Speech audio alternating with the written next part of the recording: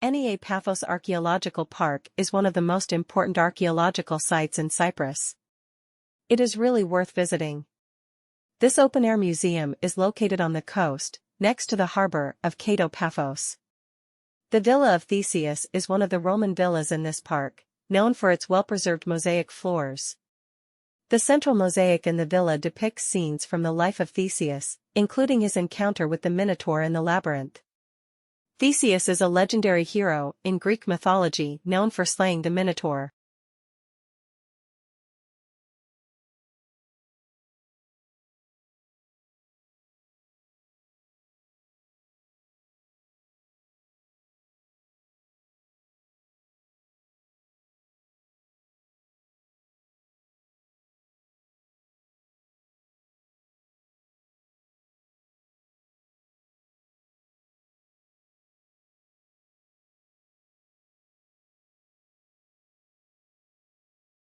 Columns can be seen in various states of preservation, providing insights into the design and construction methods of the era.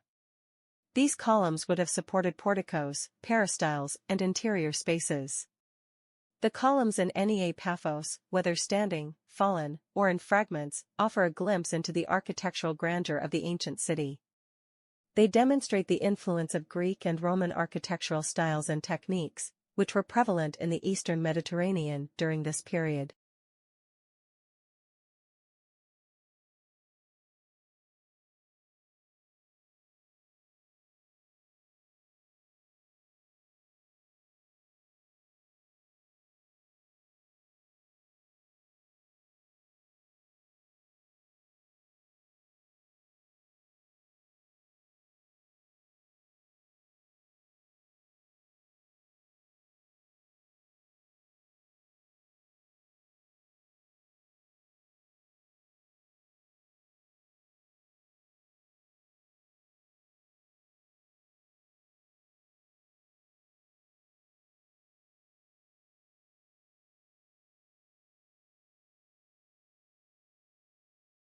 The House of Ion was discovered in the 1980s during routine archaeological excavations in the area.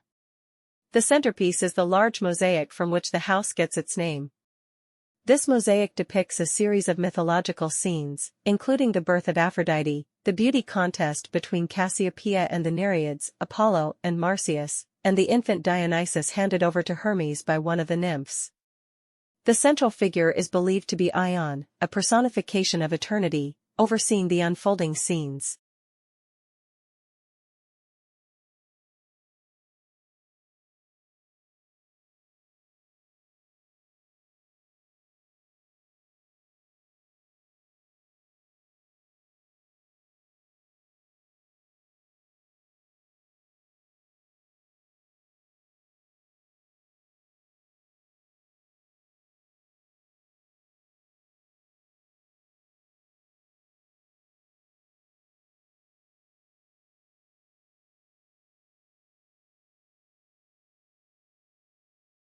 The House of Dionysus was a rich building with rooms arranged around a central court.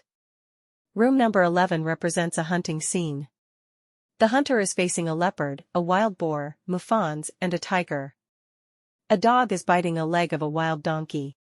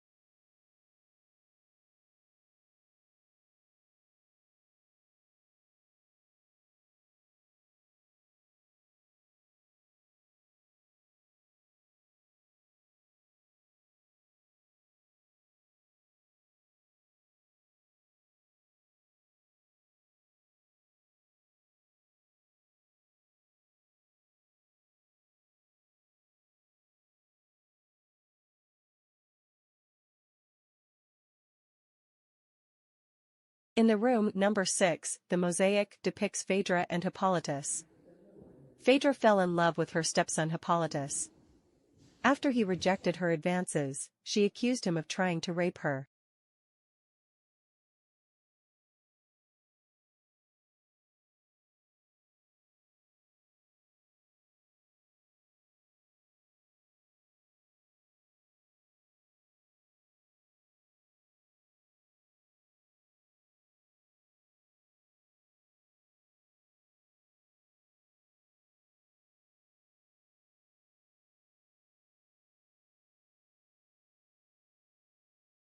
Zeus saw and fell in love with a beautiful mortal youth by the name Ganymede. Zeus transformed into an eagle, seized Ganymede and brought him to Olympus to serve as his cupbearer and lover.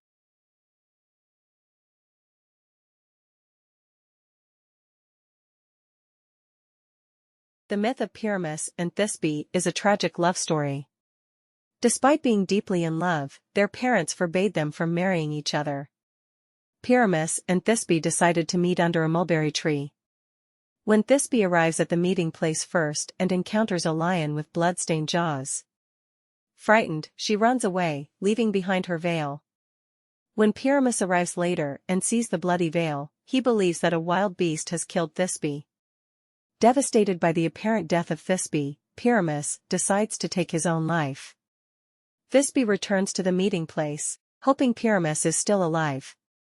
Instead, she discovers her lover's lifeless body. Overwhelmed with grief, she decides to follow in his footsteps and takes her own life with the same sword.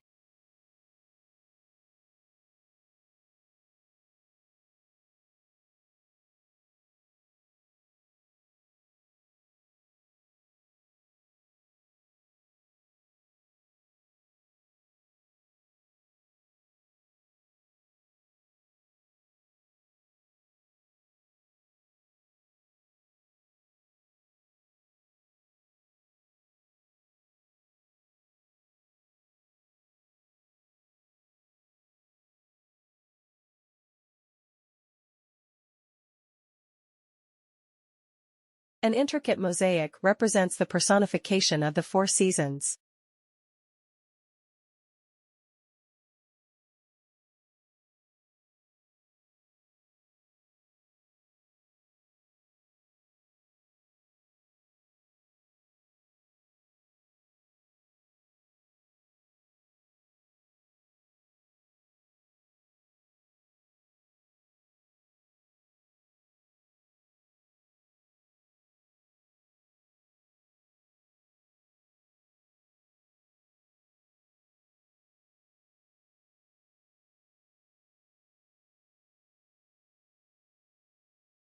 The lighthouse was built during the British colonial period.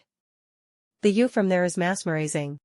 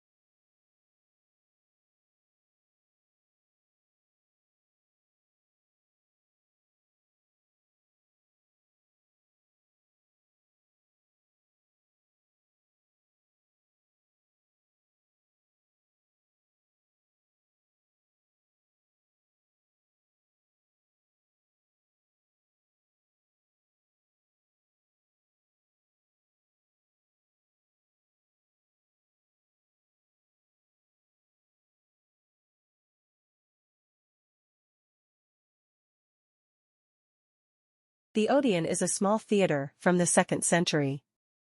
It has been extensively restored and today is used for musical and theatrical performances.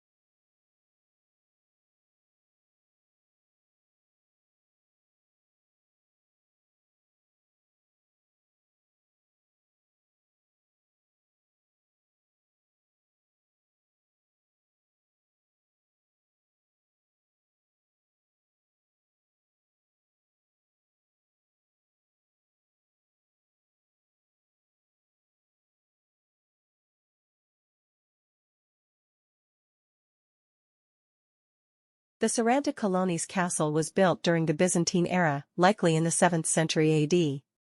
It served as a fortress and military stronghold during the medieval period. The name Saranta Colonies translates to 40 columns in Greek, and it refers to the numerous granite columns that once stood at the site. The castle is constructed using large limestone blocks, and its architectural design reflects the military strategies of the time. The name 40 columns is derived from the multitude of granite columns that were part of the original structure. It was an integral part of the city's fortifications. The castle suffered significant damage during a powerful earthquake in 1222. Many of the columns and structures collapsed, leading to the castle's eventual abandonment. Subsequent earthquakes and natural elements further contributed to its ruinous state.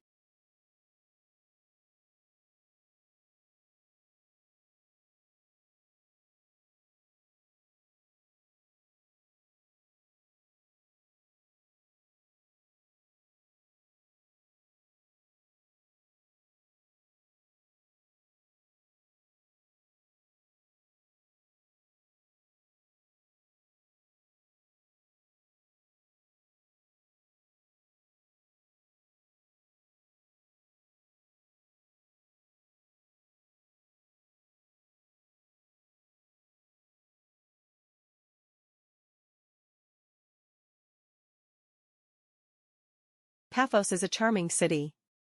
The changing colors of the sky and the reflection on the water create a serene and romantic atmosphere. The port is lined with cafes and restaurants, offering visitors the opportunity to enjoy local cuisine while the port serves as a hub for Boda Blue Lagoon and Aphrodite Rock and Sea Caves. This area is ideal for a leisurely walk, taking in the sea breeze and the ambience of the harbor.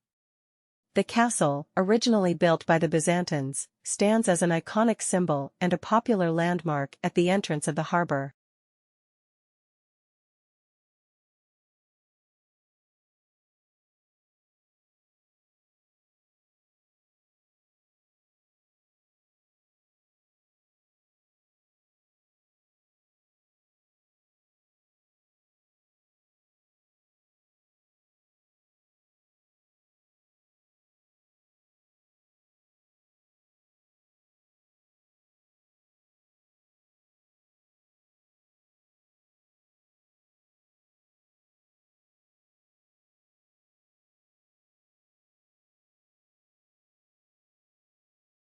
The Tombs of the Kings is a remarkable archaeological site located near Paphos in Cyprus.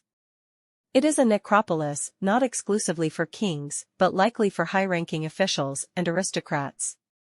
The Tombs of the Kings actually were constructed during the Hellenistic period, around the 4th century BCE, and continued to be used during the Roman period, up to the 3rd century CE.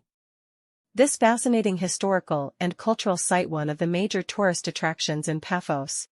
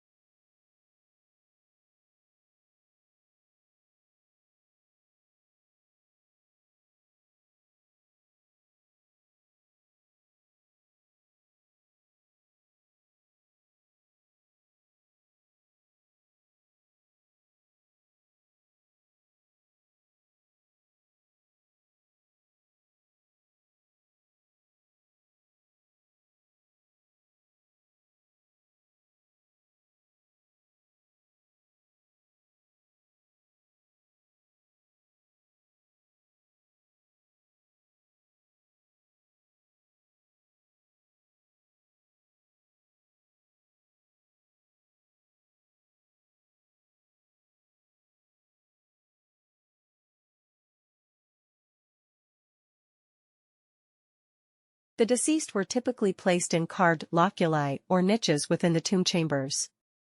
The tombs were often used for multiple burials, with family members being interred in the same tomb over generations. They consist of a central underground rectangular or square peristyle courtyard with columns or pillars supporting a decorated tower. Also, in most of the tombs, an internal well is still present. Its water referred to in ancient Greek posthumous perceptions that the souls of the dead passed into the world of the dead through the river Acheron. In general, This burial architecture resembles that of a Hellenistic house, where the rooms are symmetrically developed around a peristyle patio.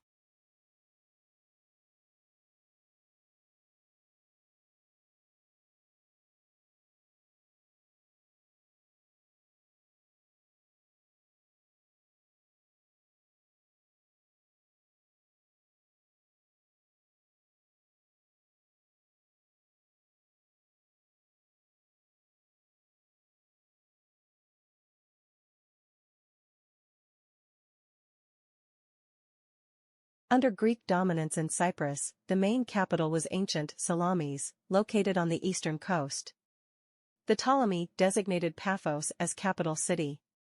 It was during this era that Paphos experienced its peak of affluence and growth. Tomb number 8 is quite different from the rest. The center of the atrium is occupied by a square rock, with a carved chamber inside.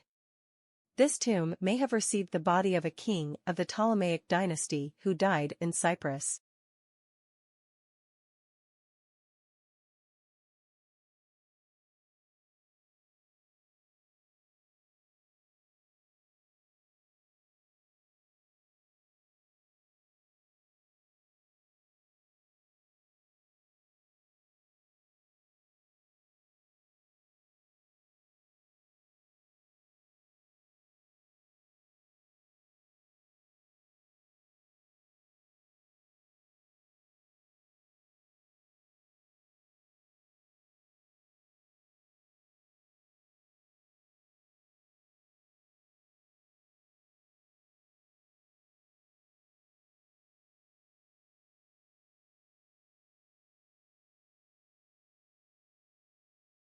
The elaborate design of the tombs and the inclusion of various features suggest a belief in an afterlife and a desire to provide a comfortable resting place for the deceased.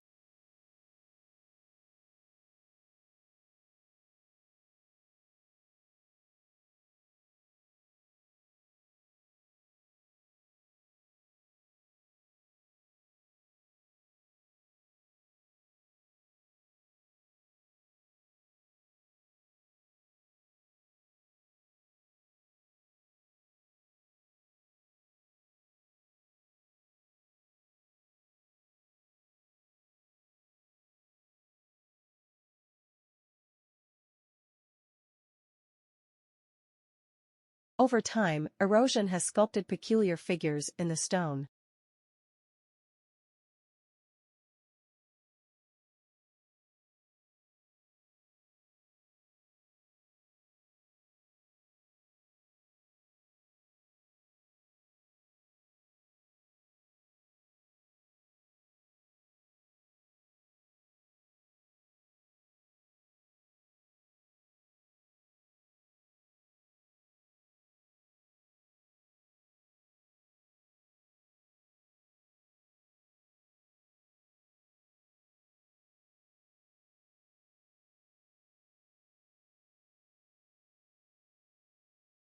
The entrance to tomb number 4 can be reached by ascending a stepped pathway, the dromos featuring a sequence of 13 steps.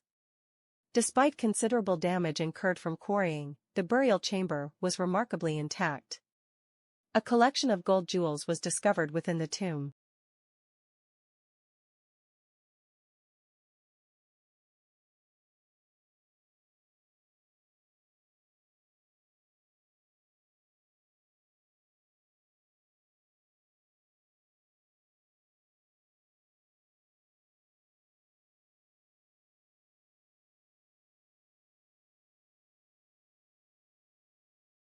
Among the restored tombs at the site, tomb number 3 stands out for its remarkable preservation and grandeur. This tomb exhibits the Dorian style, the earliest formalized style of Greek architecture. The atrium you observe is encircled by a portico, characterized by the Dorian design. In this architectural style, columns are notably without bases, and their capitals are marked by simplicity and austerity. It is highly likely that the architectural inspiration for these tombs was derived from the burial structures found in the necropolis of Alexandria. Many of the tombs were adorned with intricate carvings.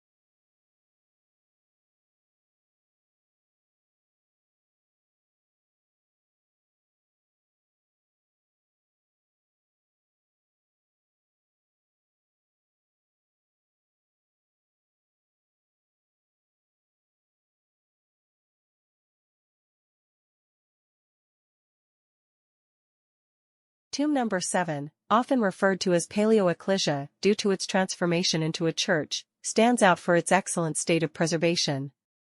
Within this tomb, you can also observe the remnants of plaster. The Panagia Chrysopolitissa Church in Paphos, Cyprus, is an important historical and religious site. Built in the 13th century, it stands on the site of the largest early Byzantine basilica on the island.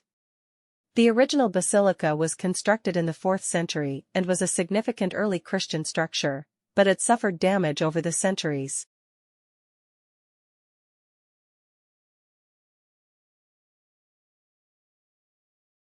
The floor of the basilica was covered with colorful mosaics, some of which are still preserved.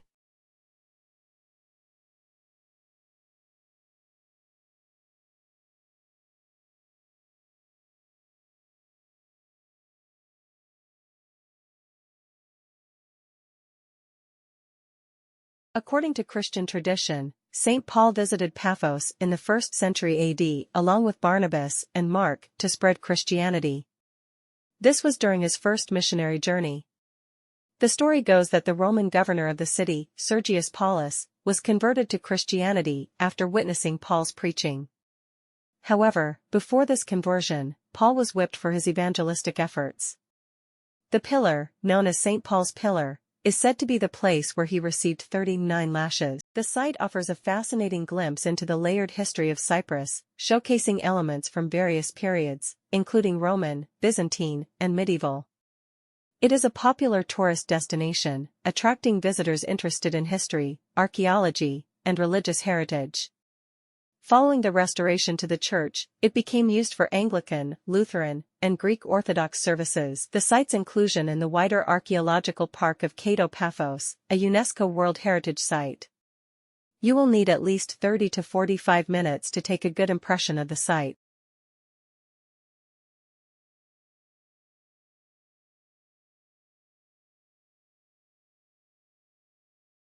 The entire area has been designated as a UNESCO World Heritage Site.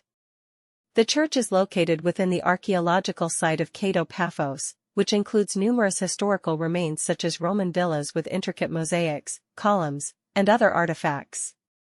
In the last century, during the preparation for the construction of a new hotel, the remains of the foundation were discovered, after which the construction was stopped, and archaeological excavations and restoration began.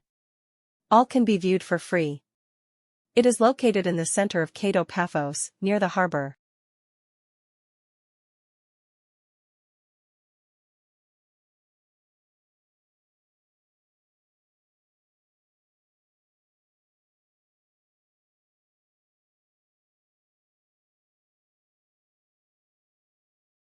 The Ottoman baths of Paphos are also known as hammam or lutra. It is a stone-built structure, with a stone vault without windows. The only source of light would have been from the perforations in the roof, covered by thick glass.